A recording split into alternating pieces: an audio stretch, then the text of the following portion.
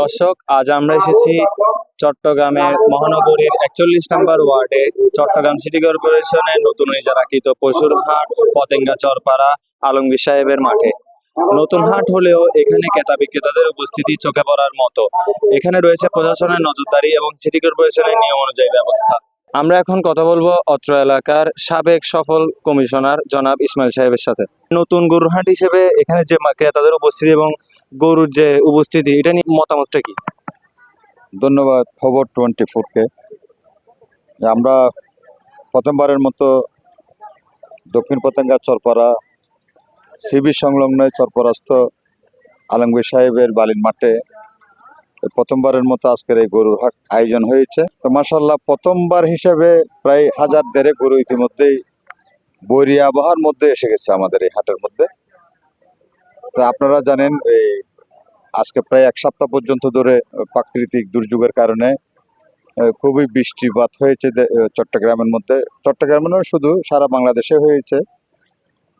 সেই কারণে দেশের প্রত্যন্ত অঞ্চল থেকে গরুর আগমনটা একটু কম হয়েছে প্রতিটা হাটে।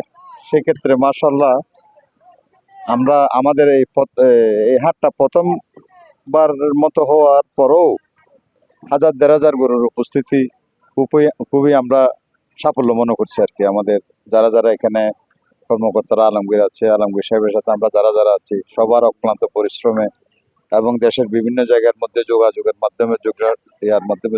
মাধ্যমে ভালো গরু এসেছে। তা আশা রাখি ব্যবসাও খুব ভালো হবে। আর সবচেয়ে বড় কথা হচ্ছে, আলমগীর সাহেব একটা উদ্যোগ নিয়েছে, একটা গরুর হাট। ব্যবসার চেয়ে এবারে ওই পতেঙ্গার মধ্যে একটা হাট, একটা যাতে রেগুলার হাট পতেঙ্গার মধ্যে প্রচলন হয়, যে সেই উদ্যোগ নেওয়াতে আমরা পতেঙ্গা এলাকার পতেঙ্গাবাসীর পক্ষ থেকে আলমগীর সাহেবকে ধন্যবাদ জানাই। পাশে রিং রোডের পাশে এই হাটটা অবস্থিত।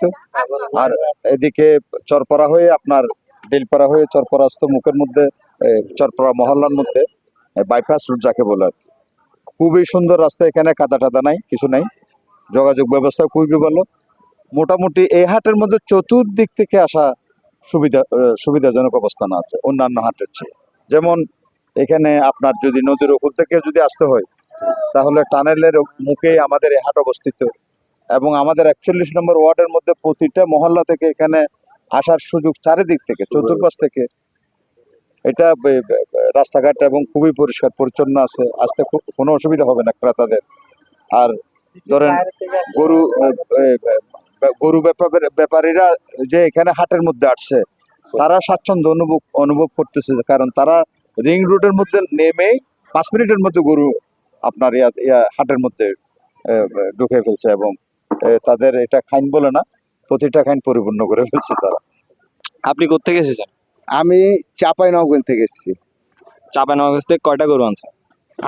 আমাদের গাড়ি আছে অনেকটি, কিন্তু আমাদের এক গাড়ি আছে, কিন্তু আমাদের ভাই ব্রাদার আরো নিয়ে প্রায় 10 গাড়ির মতো আছে। আল্লাহর রহমতে কোনো সমস্যা হয়নি, খুব সুন্দরভাবে এসেছি। আর এই আলমগীর ভাইয়ের হাটে যতটুকু আমরা মনে করছিলাম নতুন হাট হিসেবে হয়তো সমস্যা হবে, কিন্তু আমরা নামার পরে যিনি হাট মালিক অত্যন্ত ভালো মানুষ। তিনি এত বৃষ্টি ঝড় বাদলের মধ্যে হাটে রাত্রেও চোপরে থেকেছে এবং সহযোগিতা করেছে। গরু কত দিয়ে কিনছেন? 130 টাকা। 130 টাকা। গরু জিতছেন না হারছেন? আল্লাহ জানে, আমি জানি না। এবছর নতুন হাট হিসেবে প্রতিক্রিয়া কেমন আপনার? আলহামদুলিল্লাহ। অন্যান্য বছরের তুলনায় এবছর ইন্ডিয়া কিংবা আশেপাশের দেশ থেকে গরুর আমদানি তেমন একটা হয়নি বললেই চলে। এই হাটের অবস্থাটাও কি ঠিক সেরূপ নাকি ভিন্ন রূপ আছে?